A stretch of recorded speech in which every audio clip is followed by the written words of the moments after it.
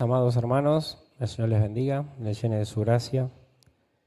Podamos juntos en esta mañana seguir alabando al Señor con nuestros oídos, escuchando su palabra, honrándole en todo momento. Vamos a continuar el estudio que estamos teniendo, el libro de Esdras, capítulo 3.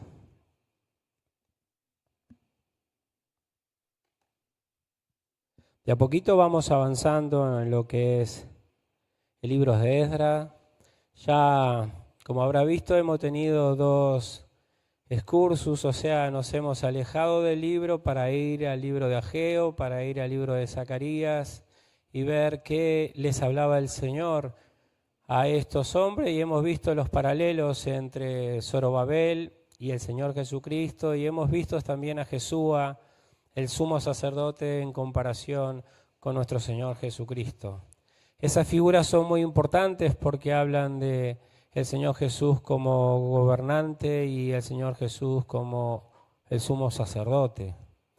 De alguna manera son figuras de una realidad, la realidad es Cristo.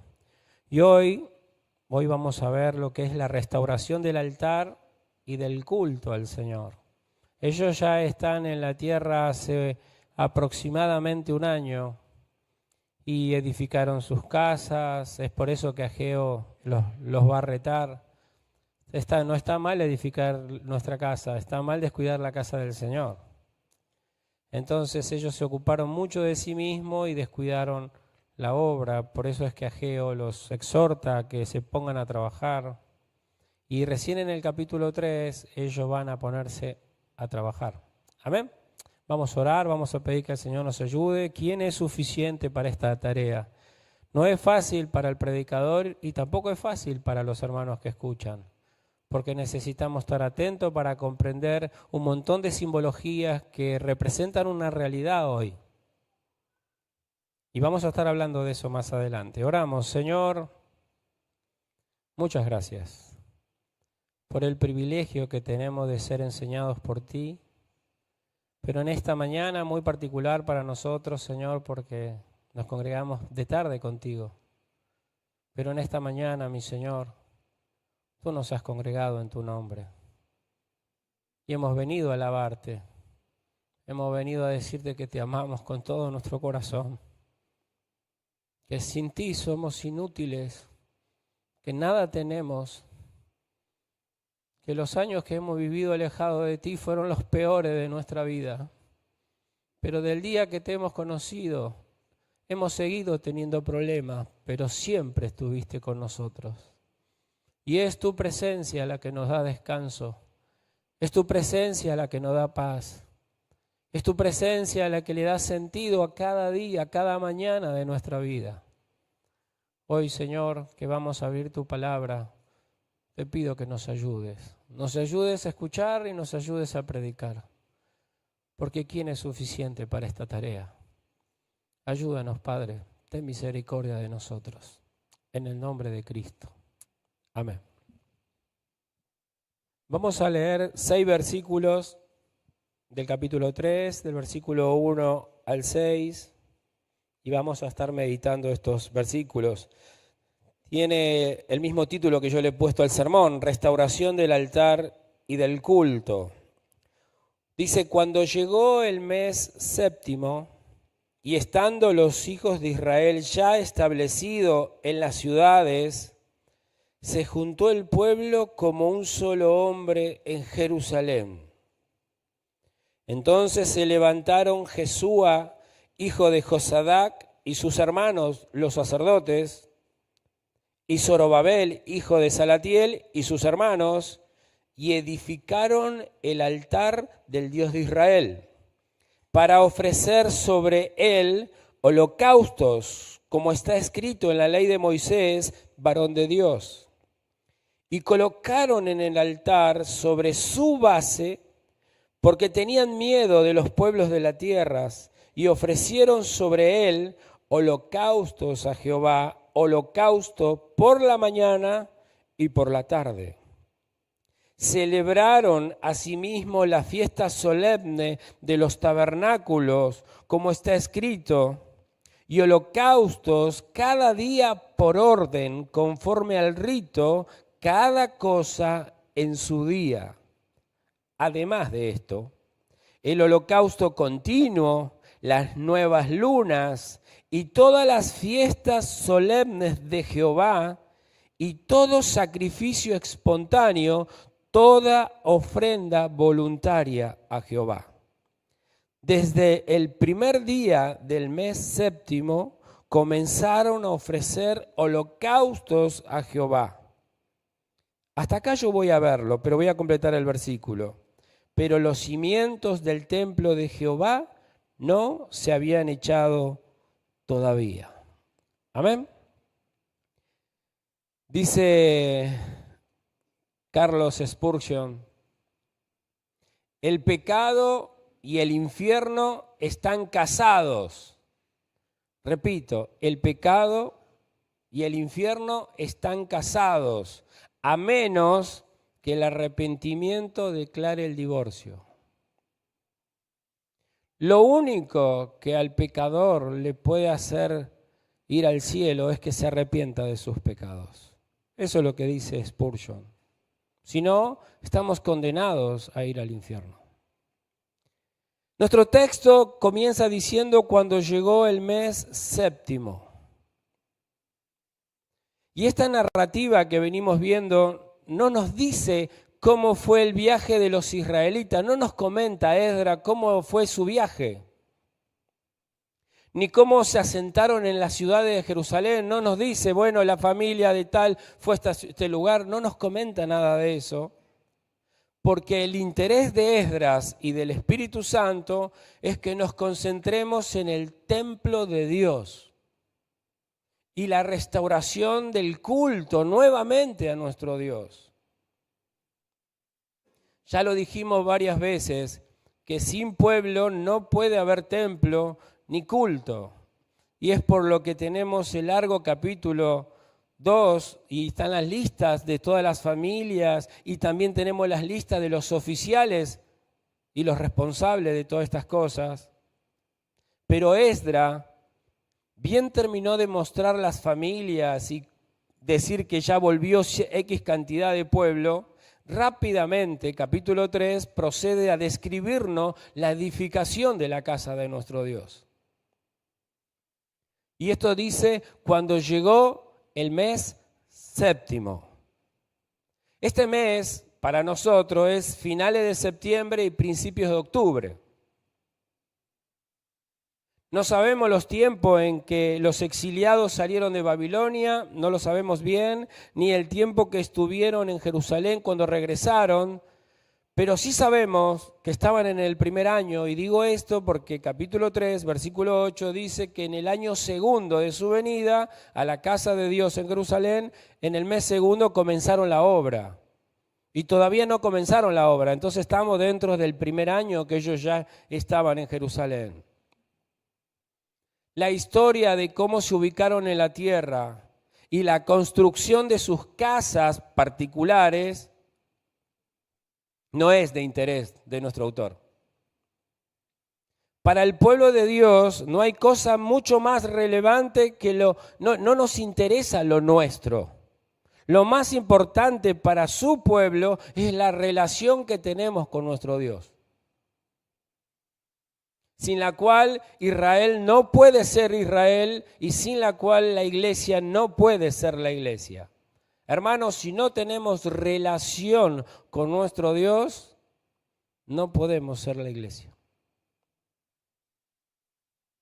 Esta era la meta del pueblo de Israel. El Señor le había dicho en Éxodo 19, 5 y 6, ahora pues, si dieres oído a mi voz y guardás mi pacto, vosotros van a ser mi especial tesoro sobre todos los pueblos, porque mía es toda la tierra, y vosotros me seréis un reino de sacerdotes y de gente santa. Estas son las palabras que dirás a los hijos de Israel. Hermano, esta es la meta de Dios, que seamos su especial tesoro. Pero su especial tesoro es obediente a las palabras de su Dios.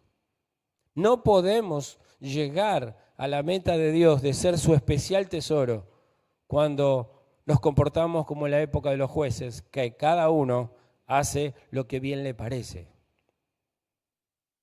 Dice que se juntó el pueblo como un solo hombre, la Nueva Versión Internacional diría con un mismo propósito.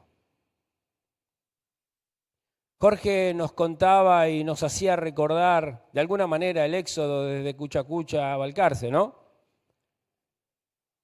Jorge, no voy a volver a lo que Jorge ya dijo, pero yo también estaba pensando cuando preparaba este texto a esos motivos. ¿Qué hizo que un grupo de hijos de Dios que estaban en un lugar se movieran casi unánimes, porque fue casi todos, a otro lugar? Como Dios puso un mismo propósito en cada uno, sin hacer política, sin hablar entre nosotros, dejando que Dios nos hable a cada uno y espontáneamente nos movimos en pos de un mismo propósito. Por eso es que soportamos el frío, la lluvia, los chinos, no los chinos de enfrente, sino, ¿se acuerdan que se apagaban, no te hacía mucho calor? Lo soportamos todo porque estábamos con un mismo propósito. Esta es la primera vez que se nos dice, después del retorno, que el pueblo se reunió como un solo hombre. La pregunta es, ¿qué los unió? ¿Qué fue que hizo que se juntaran? Que llegaron a sentir lo mismo, llegaron a tener el mismo amor, a estar unánimes, a sentir una misma cosa, a tener la misma visión, a tener un mismo propósito. ¿Qué los unió? Filipenses 2:2 nos dice el Señor a través del apóstol Pablo: ¿ustedes quieren que yo esté contento? Dice el Señor, completen mi gozo sintiendo lo mismo. ¿Ustedes quieren que el Señor Jesús esté contento? Sientan lo mismo. Teniendo el mismo amor. Estén unánimes, estén juntos, sintiendo una misma cosa. ¿Ustedes quieren que yo esté contento? Dice Cristo. Sientan lo mismo. Estén unidos. Vayan todos juntos con un propósito. Hermanos amados, para llevar a cabo la obra del Señor con éxito, siempre fue necesario esta clase de unidad, de sentimiento en el pueblo del Señor. No hubiéramos podido hacer lo que Dios hizo en este lugar si no estábamos unidos, si no estábamos con un mismo propósito, si no nos hubiéramos juntado como un solo hombre. Esto mismo sucedió cuando la iglesia comenzó con el propósito de llevar el evangelio hasta lo último de la tierra. Hechos 4:32. Y la multitud de los que habían creído era de un corazón y un alma, y ninguno decía ser suyo propio nada de lo que poseía, sino que tenían todas las cosas en común. Este fue el espíritu de la iglesia en su comienzo. Siendo unidos, teniendo un mismo propósito, una misma visión. Es terrible cuando empezamos a tener diferentes visiones. Es terrible que cuando uno quiere ir para allá, el otro para allá, y no nos ponemos de acuerdo. Versículo 2 de lo que hemos leído dice: entonces se levantaron Jesúa, Zorobabel, los sacerdotes, los hermanos de Zorobabel, y edificaron el altar de Dios de Israel para ofrecer sobre él holocausto, como está escrito en la ley de Moisés. Entonces, recién, cuando se juntaron y hubo una misma visión, cuando estuvieron de acuerdo en todo, sus líderes se empezaron a mover. Qué importante, hermanos, que estemos de acuerdo en el mismo propósito de Dios y actuemos en consecuencia.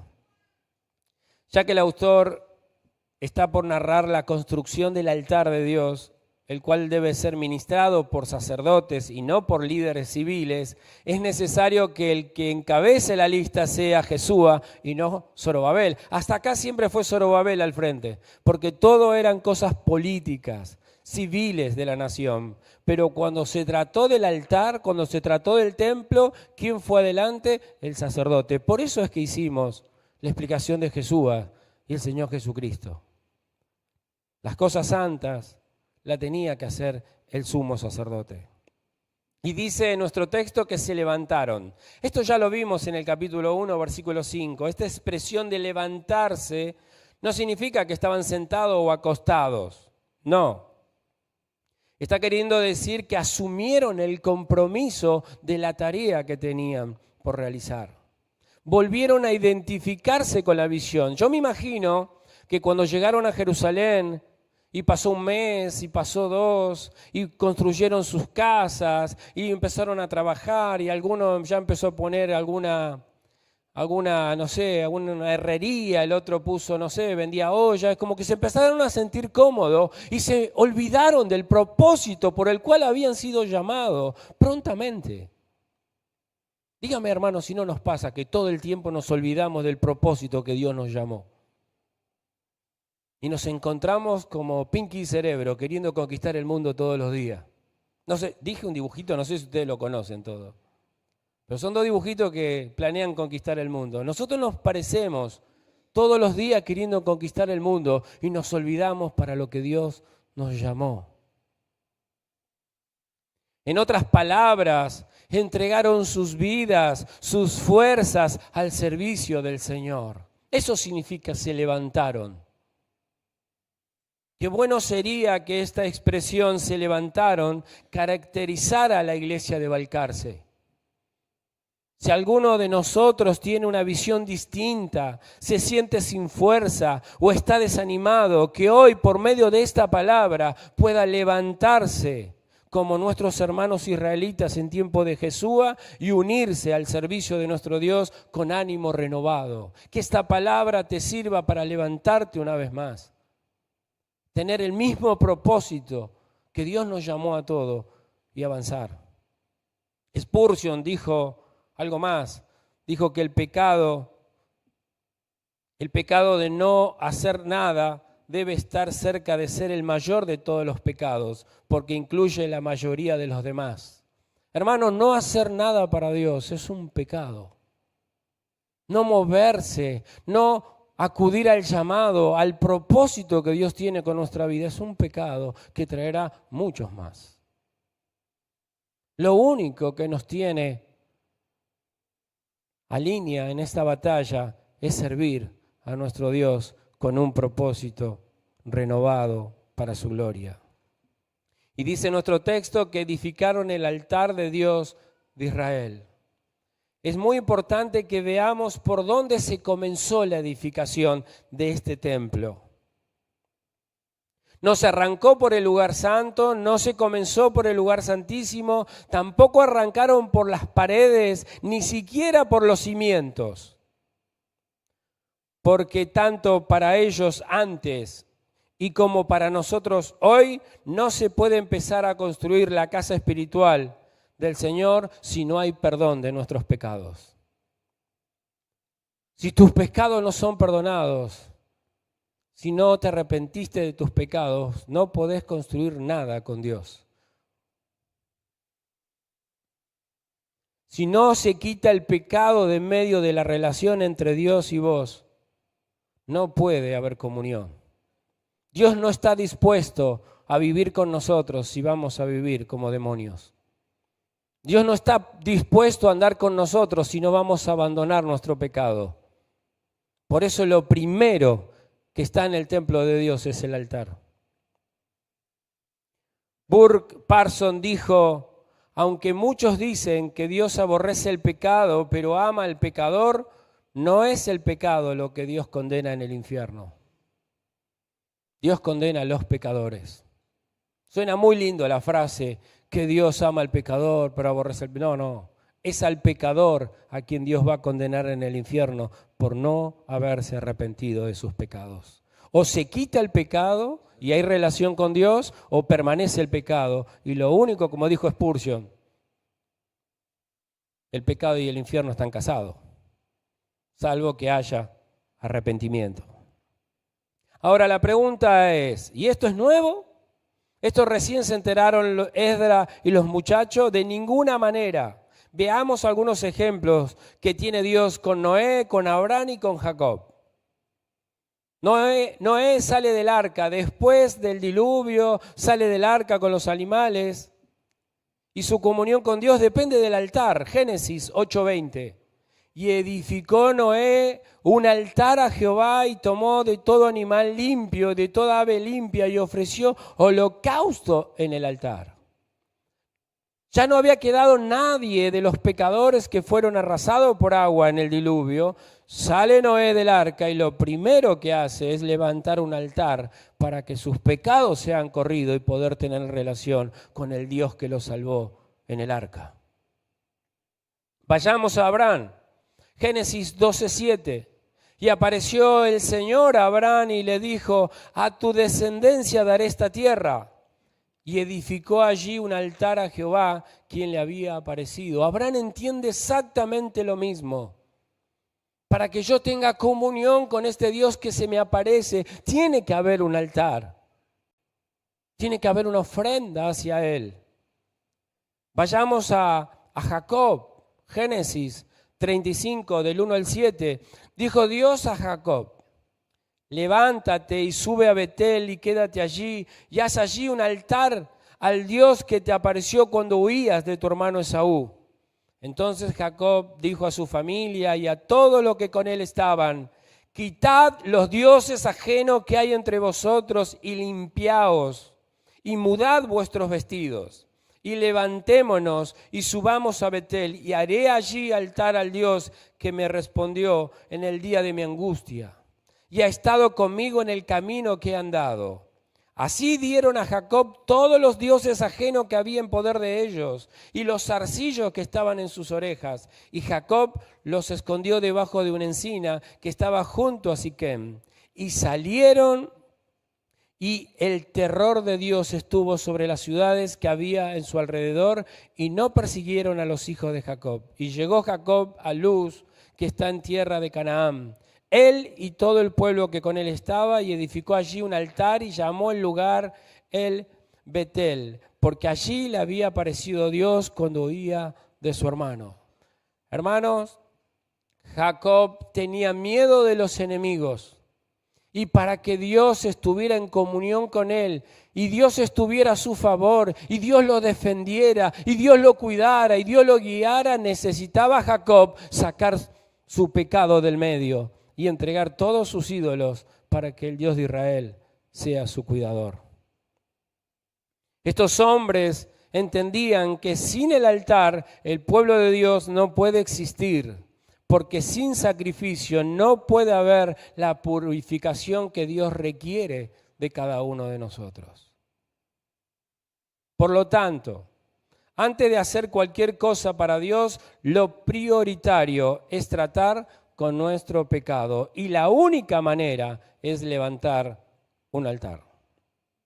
Isaías 59, 1 y 2 dice: he aquí que no se ha acortado la mano del Señor para salvar, ni se ha agravado su oído para oír. Hermanos, no hay problema con Dios para salvar. Tiene un poder para salvar a cualquiera. No tiene problema auditivo el Señor. Escucha los clamores. ¿Cuál es el problema?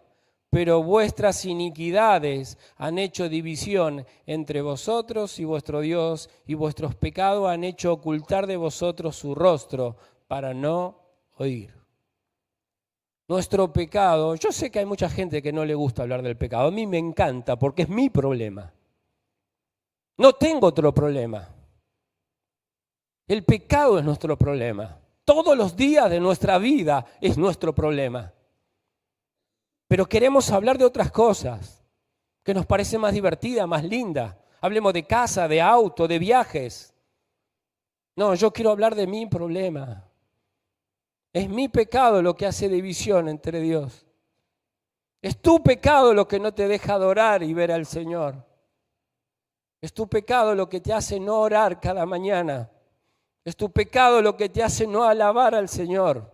Es tu pecado lo que te hace amar este mundo más que a Jesucristo. Es mi pecado. Hermanos, seamos adultos, hablemos del problema que tenemos. Concluyo que el templo no puede existir sin el altar es fundamental. El hombre no puede acercarse a Dios y Dios no está dispuesto a vivir con el hombre si previamente no se perdona el pecado que el hombre cometió contra su Dios.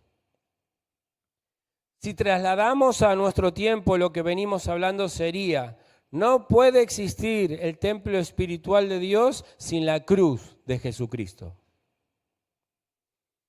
Cristo es el Cordero de Dios que quita el pecado del mundo y es el que realiza plena expiación por nuestros pecados. Y el altar de nuestro Salvador fue la cruz en el monte Calvario. Cristo tuvo un altar, fue levantado en la cruz del Calvario. Ese es el altar de nuestro Dios y Él es la ofrenda por todos nosotros. Peter Jeffery dijo: por la mañana el ladrón en la cruz era un criminal condenado. Por la tarde era un pecador redimido. Por la noche era un santo glorificado. Tal es la grandeza del amor y de la misericordia de nuestro Dios. Hermanos, muchos si estamos en pecado, es cuestión de ir a Cristo. Es cuestión de encontrarse con Él en la cruz, igual que este ladrón. Nos acercamos condenados y por su misericordia somos perdonados. Y si partimos de este mundo, somos glorificados con Él. Así de grande es la misericordia de nuestro Dios. ¿Sabe la envidia que le tengo a ese ladrón? ¿No? ¿Hace cuántos años que servimos al Señor y le conocemos? Ese ladrón, ¡qué ladrón! Ahí en una tarde aplicó, se llevó todo. Dios dijo cómo hacer el altar, Éxodo 27 del 1 al 8 y también lo dice Éxodo 38 del 1 al 2, pero voy a leer solamente Éxodo 38 del 1 al 2.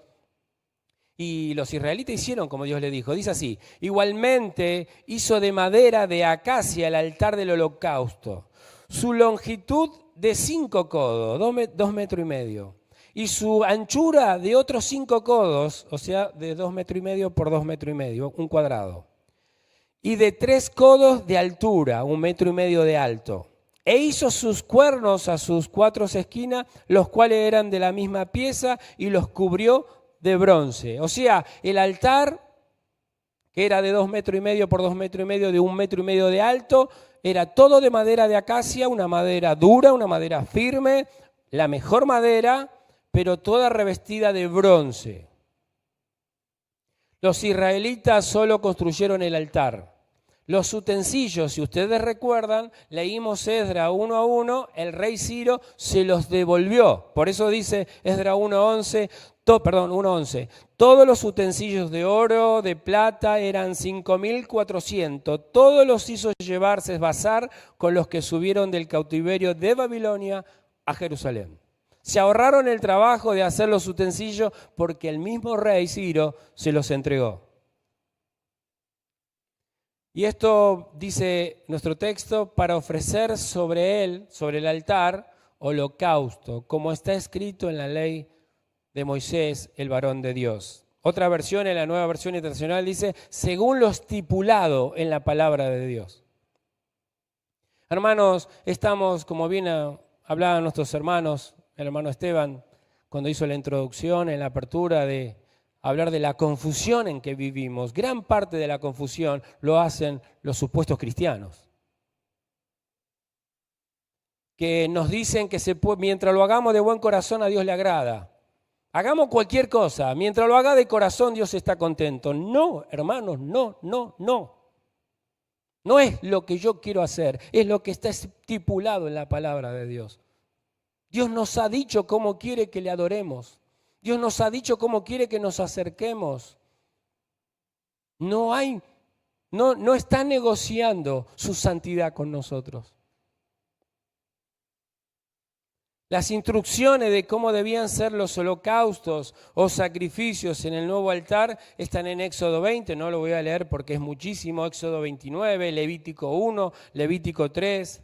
Había muchas clases de sacrificios y ofrendas ordenadas en la ley de Dios, pero los holocaustos eran sacrificios para expiar pecados.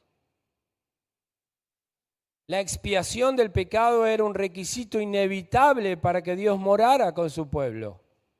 ¿Se acuerdan cuando iban a la guerra y había pecado en el pueblo? ¿Qué pasaba? ¿Qué pasaba? Perdían la guerra. Se volvían y ¿qué se preguntaban ellos? ¿Dios falló? No, no decían Dios falló.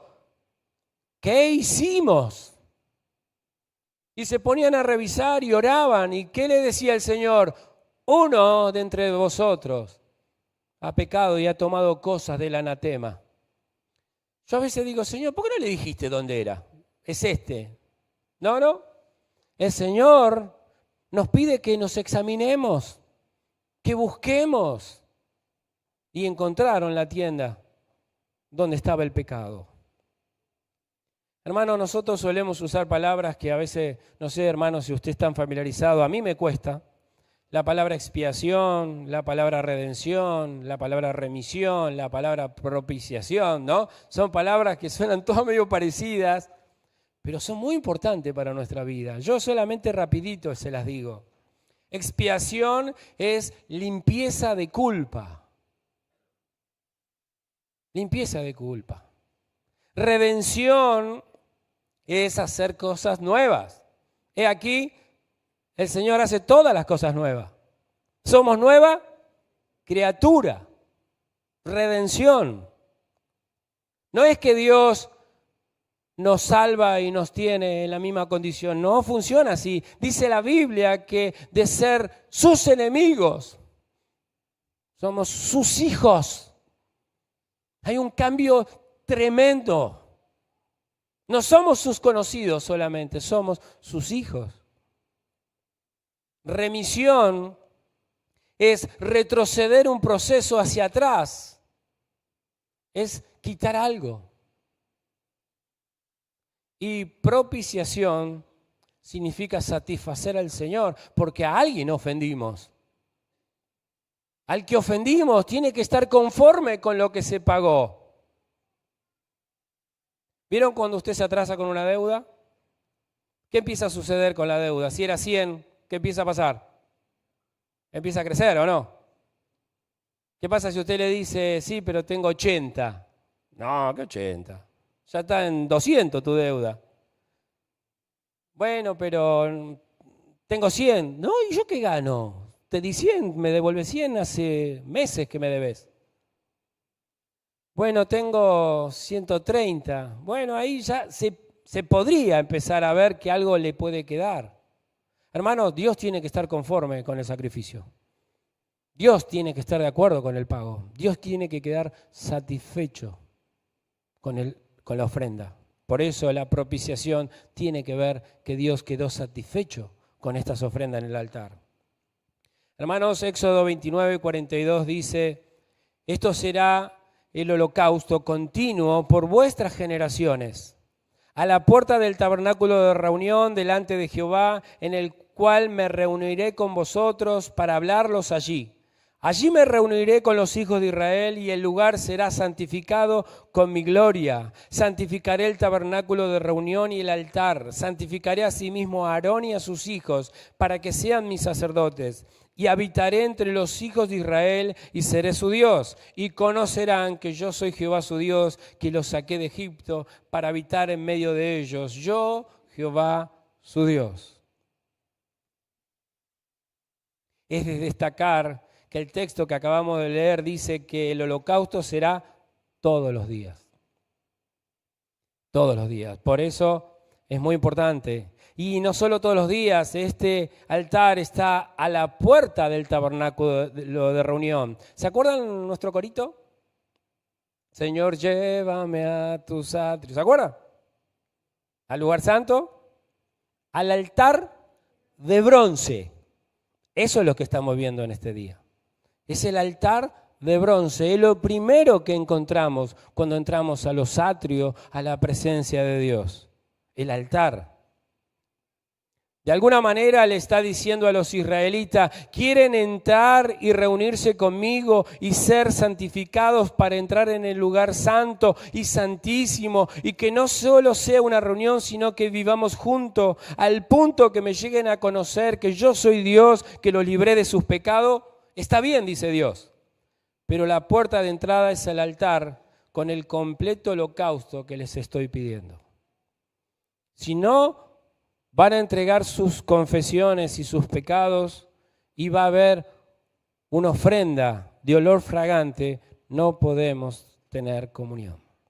Versículo 3 dice, y colocaron el altar sobre su base. La Nueva Versión Internacional dice, colocaron el altar en su mismo sitio. Significa que ellos están restaurando el templo. Y no es que dicen, bueno, el altar lo ponemos en cualquier lado, queda cómodo. No. Había que colocar el altar en el mismo lugar donde lo puso Moisés, donde lo puso Salomón, donde lo puso Jesús. El texto original dice en su lugar. Y algunos comentaristas nos dicen que esto significa en su lugar correcto. Debemos recordar que Dios había dado órdenes precisas de dónde y cómo se le debe adorar. No en cualquier lugar, no podían levantar altares donde se les dé la gana. Estaba prohibido levantar altares. Deuteronomio 12:10 dice, mas pasaréis el Jordán, habitaréis en la tierra que Jehová vuestro Dios os hace heredar, y Él os dará reposo de todos vuestros enemigos alrededor, y habitaréis seguro.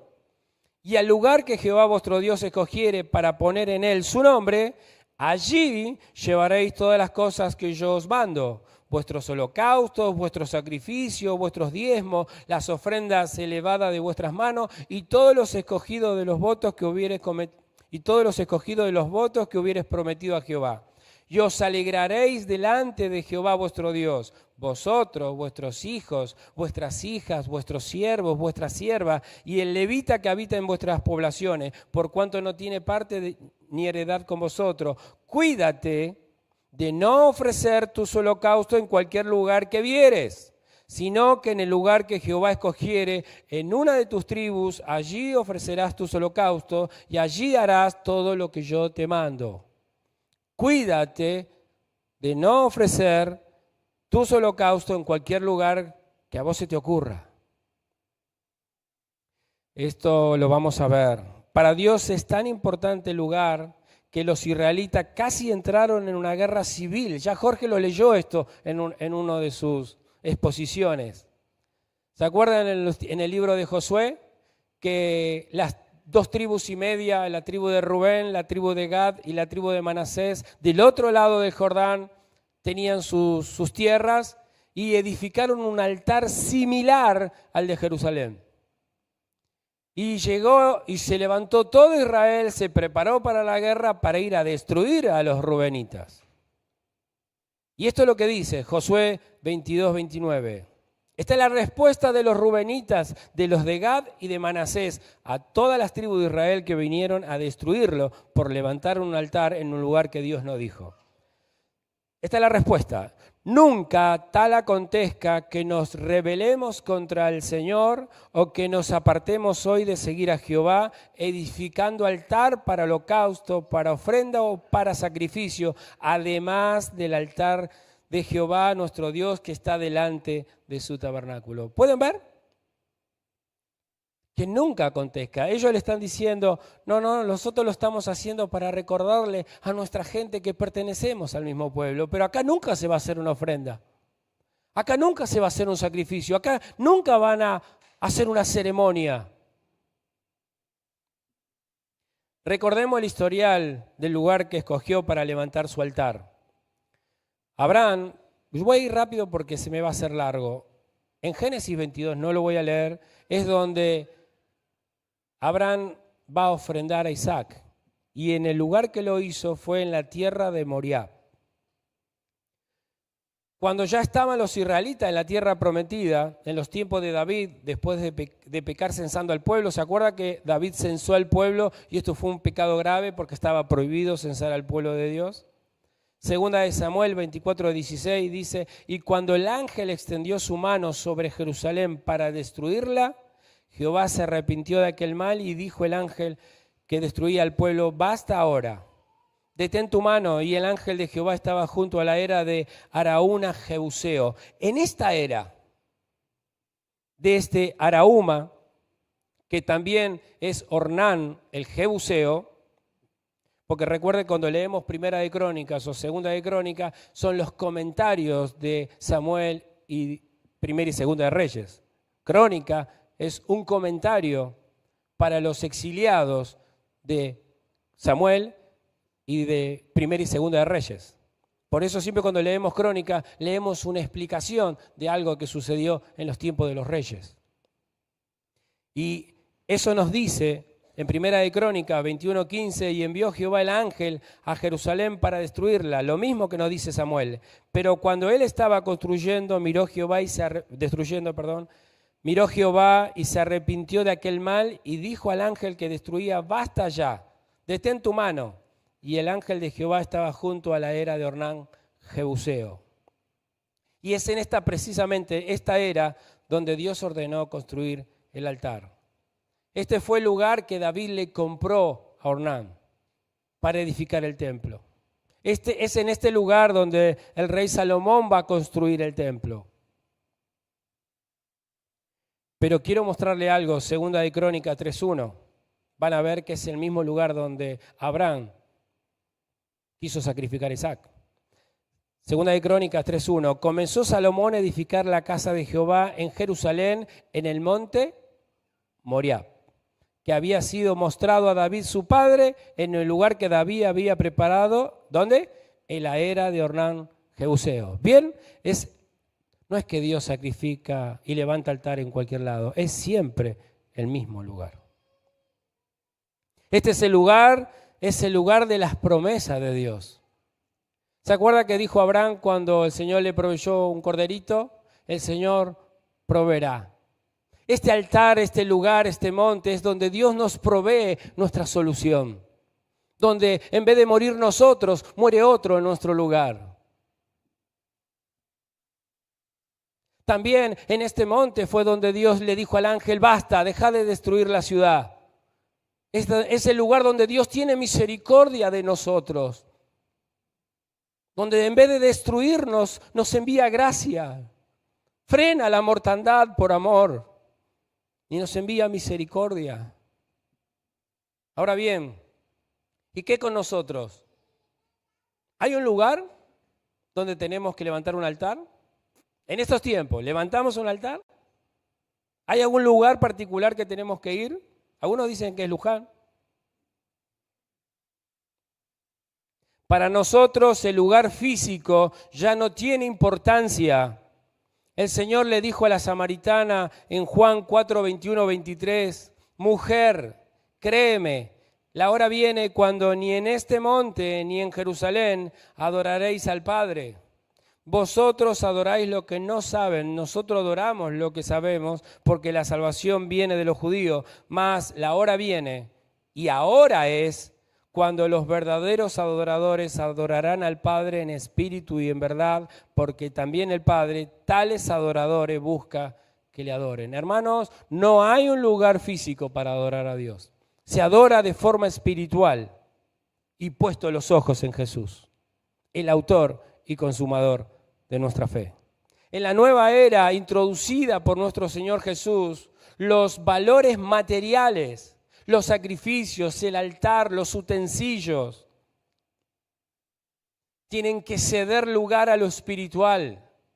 Ya no nos acercamos a un lugar o a un objeto, sino en espíritu y en verdad delante de Dios. Pero de todos modos, sigue siendo necesario que construyamos el templo de Dios. Y debe comenzar por el altar. Debemos comenzar ante la cruz de Jesucristo. No podemos empezar por otro lado. No se puede ser pastor sin ser convertido. A mí me asombra de ver personas que dicen ser pastor y a las claras se dan cuenta que ni conocen a Dios. Hermanos, para ser creyente debemos pasar por la cruz de Jesucristo. Arrepentirnos de nuestros pecados. Sin la cruz de Cristo no puede haber reconciliación. Sin ella nadie puede acercarse a Dios. Mire, 1 Corintios 1:17 del apóstol Pablo y versículo hasta el 18 y el 23 dice: pues no me envió Cristo a bautizar, dice Pablo, sino a predicar el evangelio, no con sabiduría humana, para que no se haga vana la cruz de Cristo, porque la palabra de la cruz es locura a los que se pierden, pero a los que se salvan, esto es, a nosotros, es poder de Dios.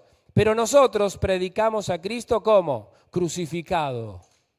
Hermano, la cruz es vital en nuestro mensaje. Sin cruz no hay perdón de pecados para nadie. Sin el Señor levantado en la cruz no pueden ser perdonados nuestros pecados. Por eso el apóstol Pablo estaba tan preocupado que saquen la cruz del mensaje. Gálatas 6:14, pero lejos esté de mí gloriarme, dice Pablo, sino en la cruz de nuestro Señor Jesucristo, por quien el mundo me es crucificado a mí y yo al mundo. Si de algo yo levanto el pecho y me inflo, dice Pablo, es en la cruz de Cristo. Él pagó mis pecados, Él me liberó, Él me reconcilió. Él fue levantado para ser aplastado por Dios y que no me tocara a mí esa parte. Primera de Juan 1:7. Pero si andamos en luz, como Jesús es luz, tenemos comunión unos con otros y la sangre de Jesucristo su Hijo nos limpia de todo pecado. Y Él es la propiciación por nuestros pecados, y no solamente por los nuestros, sino también por los de todo el mundo. Hermanos, el Señor Jesús en la cruz nos limpió de nuestros pecados y dejó satisfecho a Dios Padre de la demanda para que seamos salvos. ¿Qué dijo Dios? Toda alma que pecare debe morir, debe ser condenada al infierno. ¿Por qué no iremos? Le dije el otro día a una hermana, si me llegás a ver en el cielo, si te llego a ver en el cielo, fue así la charla, si me llegás a ver, si yo te llego a ver en el cielo, tenemos que gritar los dos, unánime, fue por Cristo, fue por Jesús. Por el Señor estamos en el cielo. Todos los días de mi vida hago méritos para ir al infierno. Esos son mis méritos. Isaías me diría, tenés un tacho de inmundicia, de trapos sucios, pero si me llegan a ver en el cielo, es por lo que Cristo hizo en la cruz del Calvario. Solamente. ¿Y saben por qué hicieron el altar rápidamente? Porque tenían miedo de los pueblos de la tierra, dice la Biblia. Hermanos, ¿tenés temor de este mundo? ¿Tenés temor de la vida venidera? ¿Tenés temor de enemigos que se te acercan? ¿Tenés miedo de la enfermedad? ¿Tenés miedo de morir? Yo te diría que rápidamente te arrepientas de tus pecados. No dejes para mañana lo que corresponde hacer hoy. Arrepiéntete de tus pecados. Los judíos se dieron cuenta. ¿Queremos que Dios esté con nosotros? ¿Queremos que Dios nos defienda y no nos condene? ¿Queremos de alguna manera ir como le pasó a Jacob cuando fue a su papá cuando ya era viejito medio ciego, a engañarlo vistiéndose de su hermano? ¿Se acuerdan del hecho ese? Se vistió de su hermano, se puso pelos de un animal, tenía las ropas de su hermano. Pero, ¿qué dijo el padre? La voz es de Jacob, pero el olor y la ropa es de mi hijo Esaú. Hermanos, cada vez que me acerco a Dios, cada vez que te acercas al Señor, el Señor dice, la voz es de Raúl, pero tiene olor a Cristo. Está vestido por Jesucristo. Es por eso que nos escucha. ¿O te crees porque sos elocuente que te escucha? Porque tenés algo por ofrendar. No tenés nada por ofrendar, es Cristo. Es el olor a Cristo lo que hace que ese viejito ciego, que nuestro Dios no es ningún ciego, lo bendiga igual. ¿Amén? Vamos con nuestra voz pero con el olor a Cristo, por eso somos bendecidos. Sin el altar ellos y sin la cruz nosotros no podemos encontrarnos con Dios y mucho menos contar con su protección. El peligro les hizo buscar al Señor, hermanos.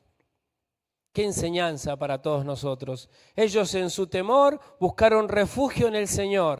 Y nosotros, ¿cuántas veces cuando estamos asustados nos alejamos del Señor, abandonamos la Biblia, nos alejamos de su pueblo, dejamos la oración? Hermanos míos, en los momentos más difíciles de temor es cuando más debemos buscar al Señor. Tenemos que crecer en inteligencia. Estamos en problemas. ¿Alguien está afligido? ¿Alguien está preocupado? ¿Qué dice Santiago?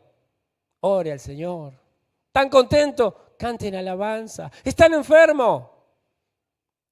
Llamen a los pastores, confiesen, por ahí están en pecado. Y si hubieran pecado y se arrepintieron, el Señor te levantará.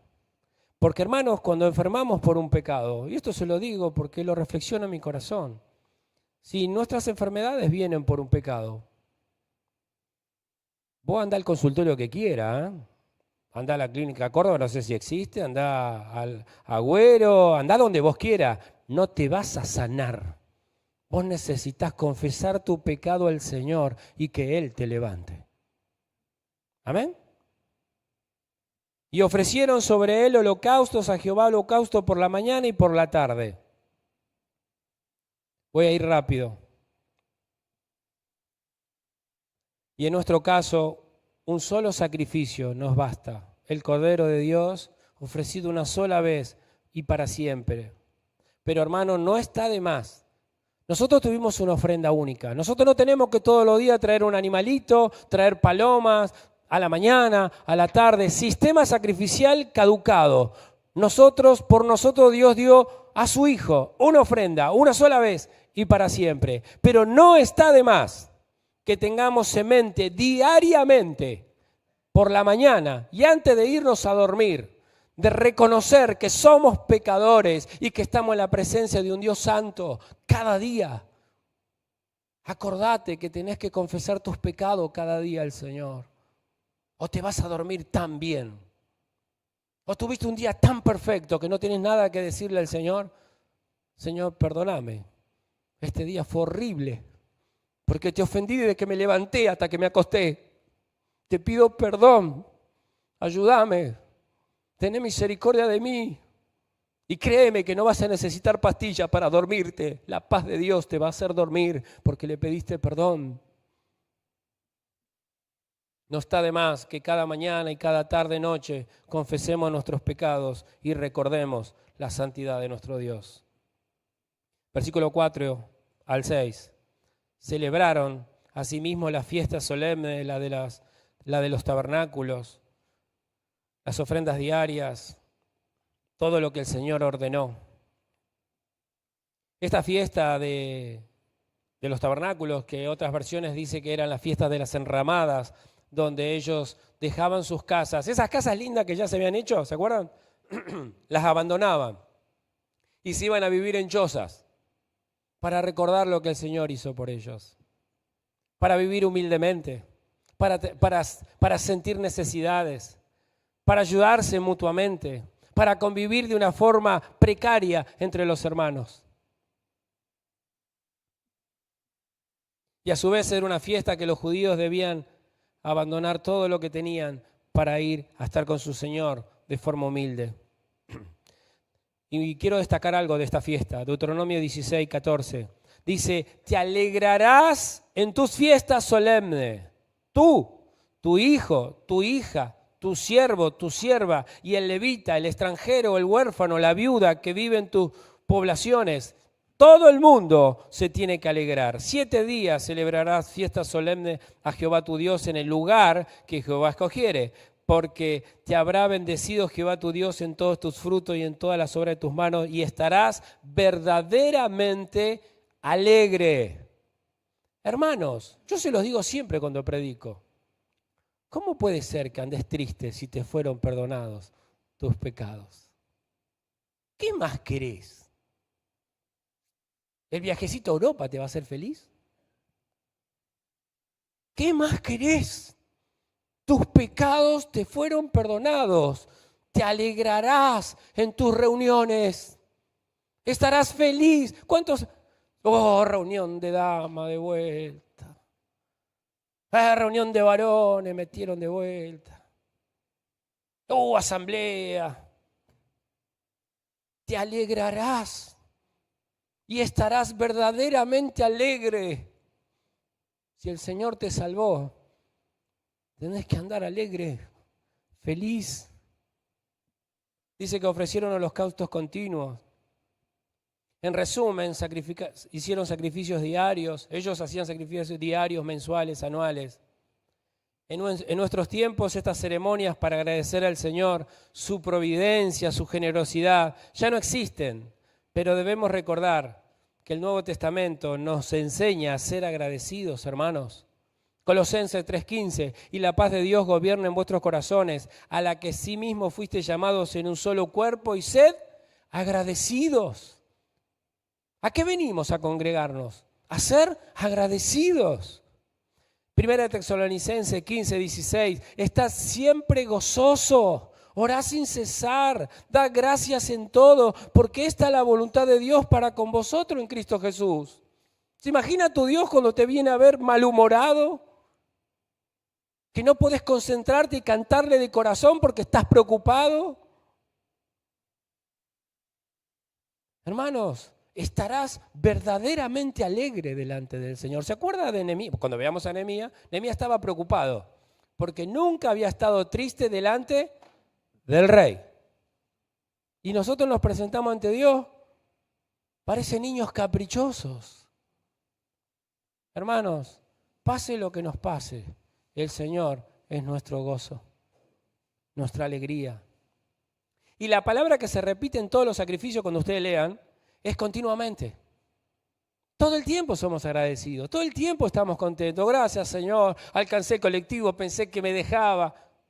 ¿No? Gracias, Señor, porque todo el tiempo somos agradecidos. Para ir terminando, últimas reflexiones. Al entrar por la puerta del atrio, lo primero que se veía era el altar de bronce. En ese altar levantado para ofrecer sacrificios, vemos como Dios halló la manera de poder perdonar los pecados del pueblo sin detrimento de su justicia. Dios sigue siendo justo y nos ha perdonado a todos nosotros.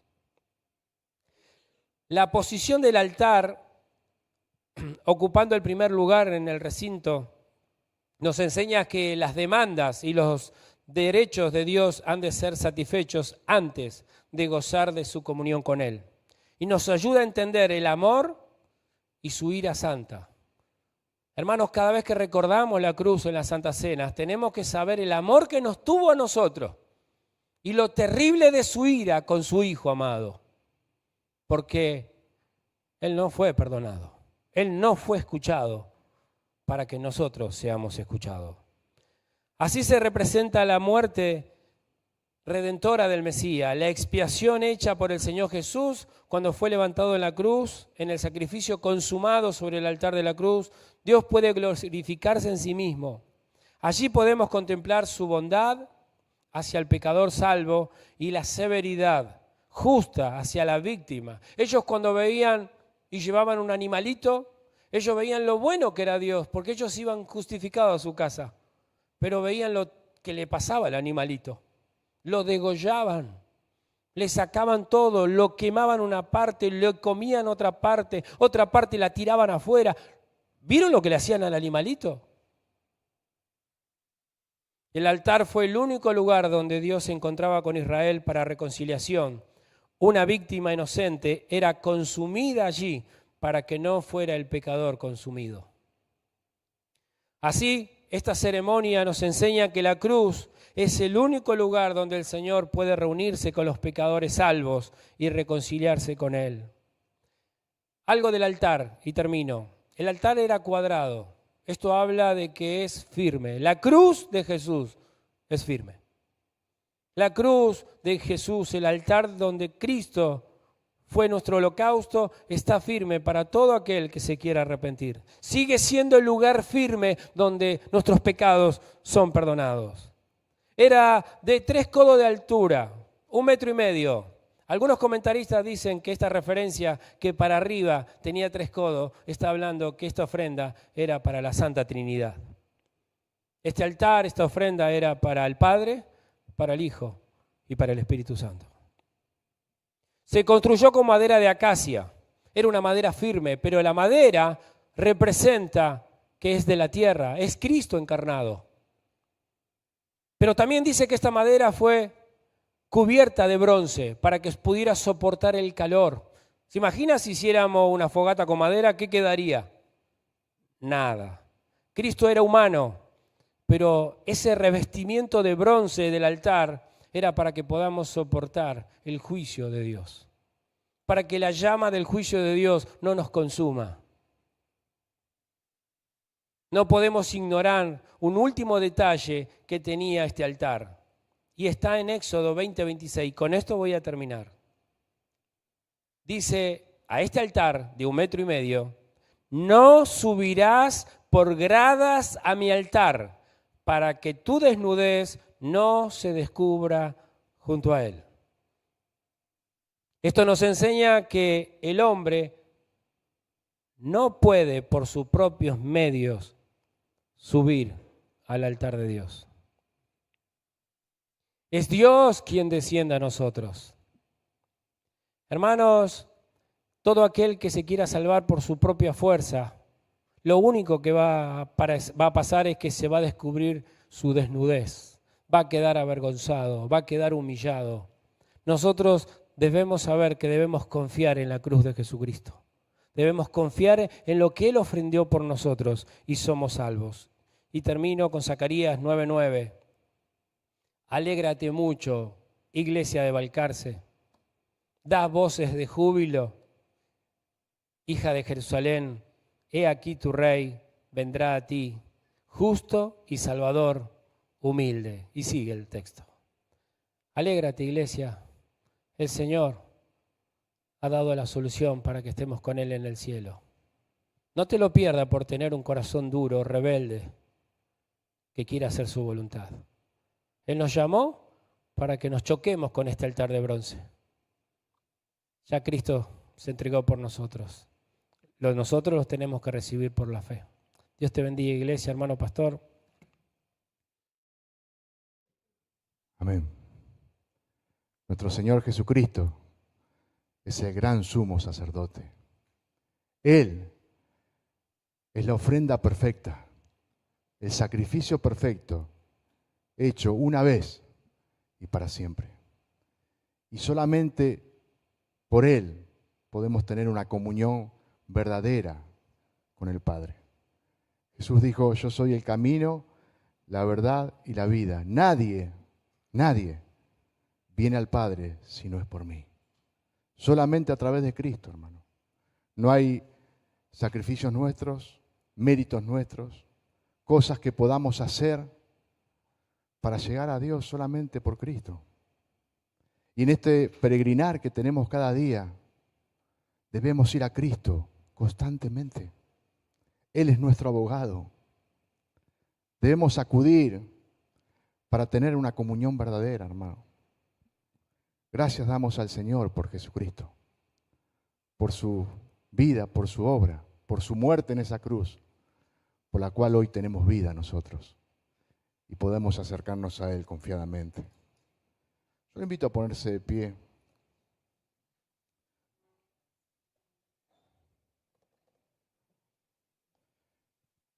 En esta semana tenemos los varones nuestra reunión. No se olvide, este martes que viene, a las 20 horas, tenemos nuestra reunión de hombres. Como decía Raúl, no se ponga triste, otra vez la reunión.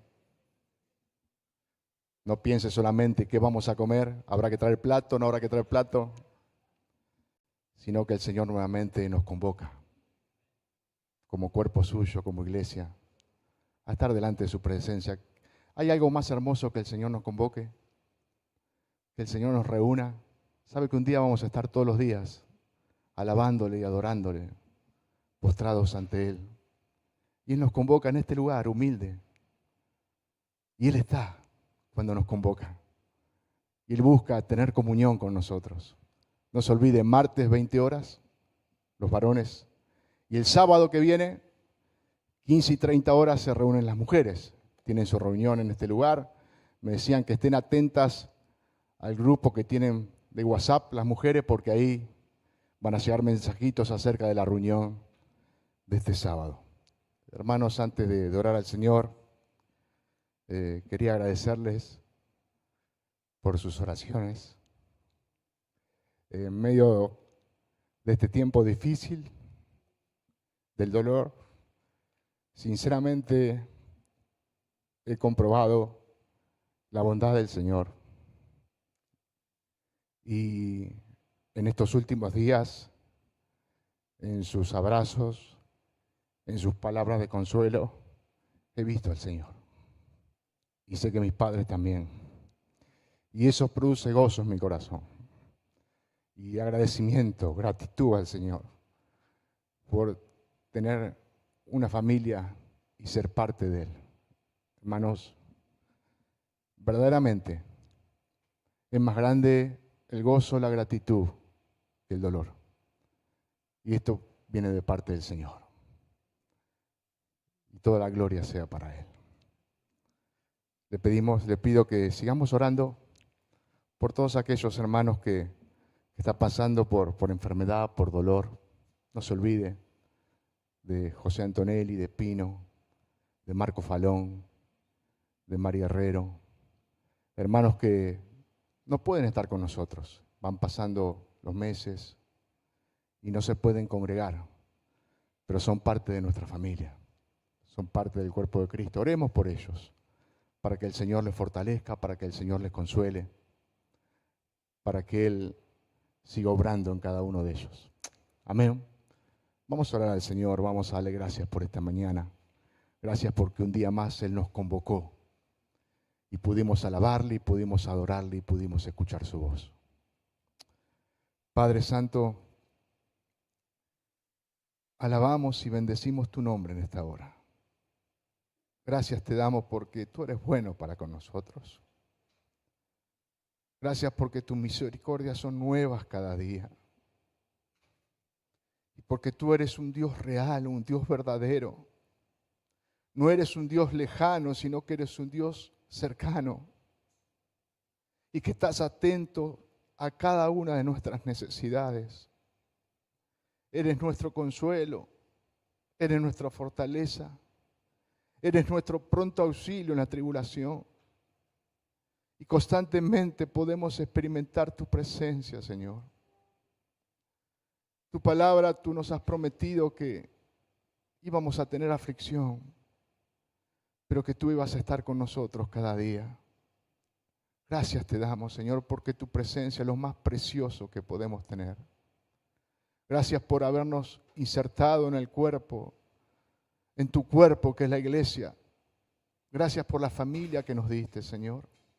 Gracias porque podemos caminar juntos este camino que tú has trazado, donde muchas veces hay alegrías, pero a veces hay tristezas, donde hay dolores, donde hay aflicciones, pero no estamos solos, porque a través de cada uno de nuestros hermanos te podemos ver a ti, Señor. Gracias te damos. Gracias por esta mañana. Gracias porque tu palabra, Señor, es la que nos alimenta, la que nos guía, la que nos santifica.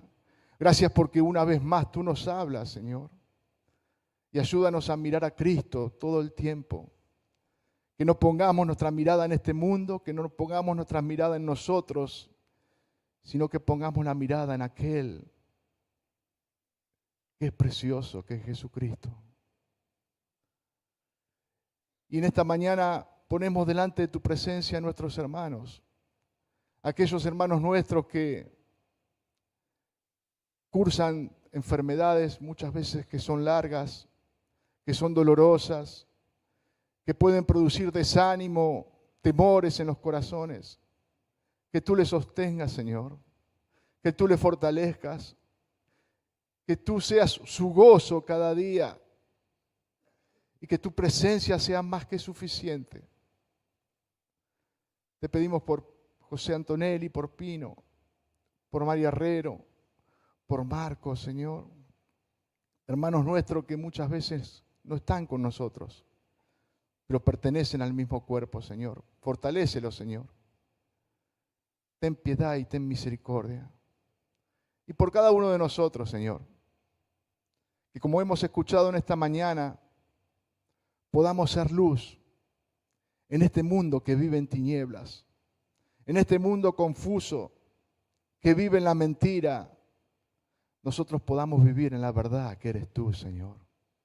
Y que nuestras acciones puedan reflejar que te pertenecemos a ti y toda la gloria sea para ti, Señor. Te alabamos, te bendecimos, te honramos. Despídenos con tu paz en esta mañana. Te lo pedimos en el nombre de Cristo Jesús. Amén. Saludos, hermano.